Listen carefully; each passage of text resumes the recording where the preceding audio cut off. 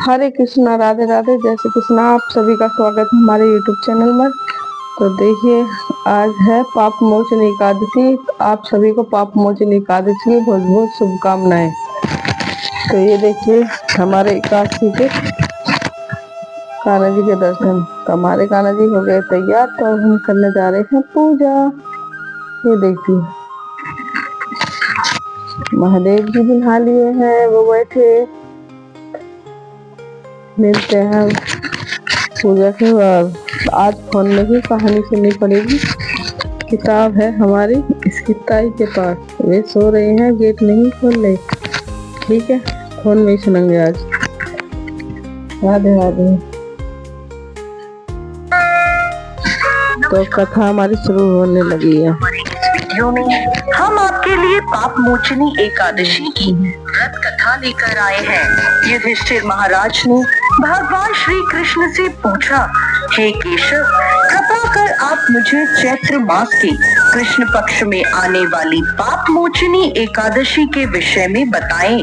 यह सुन मधुसूदन श्री कृष्ण बोले, हे राजन, पाप मोचनी एकादशी के इस व्रत को करने से मनुष्य के समस्त पापों का नाश हो जाता है और व्यक्ति अष्ट सिद्धियों को प्राप्त करता है। पाप मोचनी एकादशी की व्रत कथा के अनुसार अनेक वर्षों पूर्व देवताओं के कोषाध्यक्ष कुबेर के पास चैत्ररथ नाम का अत्यंत सुंदर उपवन था। जिस उपवन में भोलेनाथ के परम भक्त मेधावी ऋषि तपस्या कर रहे थे। अनेक अप्सराओं ने उनकी तपस्या भंग करने का प्रयास किया, परंतु वह निष्फल रही। इसीलिए मंजू घोषा नाम की एक अप्सरा ने ऋषि की तपस्या भंग करने का निश्चय किया। मेधावी मुनि के आश्रम से कुछ दूरी पर वह मधुर वीणा बजाने लगी और गायन करने लगी। मेधावी मुनि घूमते हुए उसकी ओर गए और उसे इस प्रकार गायन करता हुआ देख मोह के वशीभूत हो गए और उसके साथ रमण करने लगे। भगवान भोलेनाथ के रहस्य को वह भूल गए। ऐसे ही रमण करते हुए बहुत समय बीत गया। एक दिन अप्सरा मंजू घोषा देवलोक वापस जाने लगी। जाते समय उसने मुनि से कहा, हे ब्राह्मण, अब आप मुझे मेरे देश जाने की आज्ञा दीजिए। तब मेधावी मुनि बोले, हे देवी, जब तक सवेरे की संध्या न हो जाए तब तक आप यहीं ठहरो। तब मंजू घोषा बोली, हे मुनिवर, अब तक न जाने कितनी संध्याएं चली गईं। मुझ पर कृपा कर आप बीते हुए समय का विचार कीजिए। तब मंजू घोषा की बात सुन मेधावी ऋषि ने बीते हुए समय का हिसाब लगाया। तब उन्हें पता चला कि उन्हें इस अप्सरा के साथ 57 वर्ष बीत गए हैं। मंजू घोषा को अपनी तपस्या का विनाश करने वाली जानकर मेधावी मुनि उस पर क्रोधित हो गए और उन्होंने उसे श्राप देते हुए कहा, पापिनी, तुमने मेरी कठोर तपस्या को नष्ट किया है।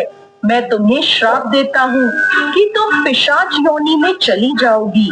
मुनि के श्राप को सुनकर मंजू घोषा विनम्रता से बोली, हे मुनिवर, मैंने आपके साथ अनेकों वर्ष व्यतीत किए हैं, मुझ पर कृपा कीजिए।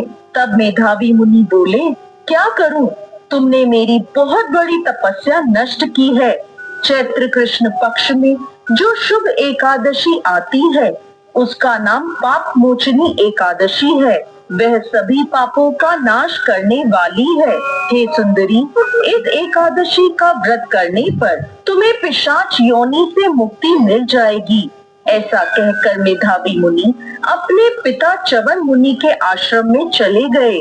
उन्हें देखकर च्यवन मुनि ने पूछा, बेटा, यह क्या अनर्थ कर दिया? तुमने तो अपने पुण्यों का नाश कर दिया।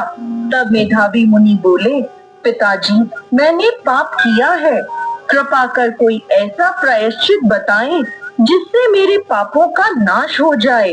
तब च्यवन मुनि ने कहा, चैत्र कृष्ण पक्ष की पाप मोचनी एकादशी का व्रत करने पर तुम्हारे पापों का नाश हो जाएगा।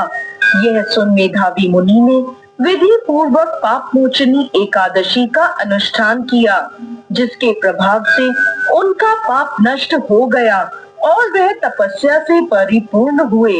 इसी प्रकार मंजू घोषा ने भी पाप मोचनी एकादशी के उत्तम व्रत का पालन किया, जिसके प्रभाव से वह पिशाच की योनि से मुक्त हुई और दिव्य रूप धारण कर स्वर्गलोक चली गई। हे राजन, जो मनुष्य पाप मोचनी एकादशी का व्रत करते हैं उनके सभी पाप नष्ट हो जाते हैं और पाप मोचनी एकादशी को पढ़ने और सुनने से सहस्त्र गोदान का फल प्राप्त होता है। यह व्रत बहुत पुण्यकारी है। जय श्री हरि विष्णु।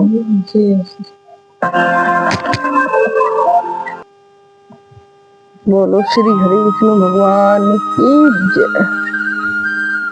तो जैसी किताब तो थी नहीं तो हमने कहानी फोन से सुनी है। आप सभी को पाप मोचनी एकादशी की बहुत बहुत शुभकामनाएं। तो अब हम लेते हैं संकल्प।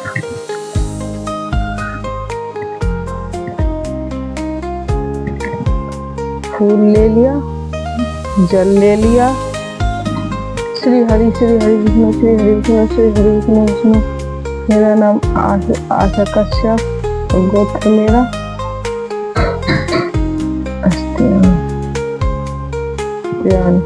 तो मैं एकादशी का व्रत करती हूँ। फलाहार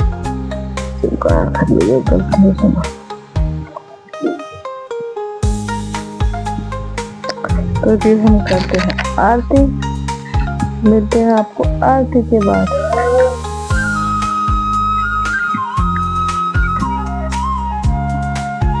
ओम जय जगदीश हरे स्वामी, जय जगदीश हरे। भक्तों के संकट दासी जनों के संकट क्षण में दूर करे। ओम जय जगदीश हरे।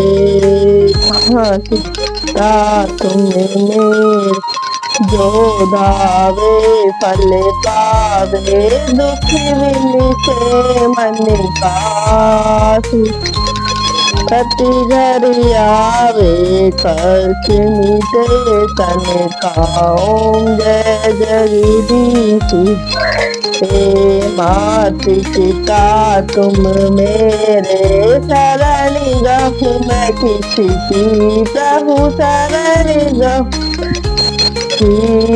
तुम बिन और न दूजा, प्रभु बिन और न दूजा, आरती करूं मैं भी। ओम जय जय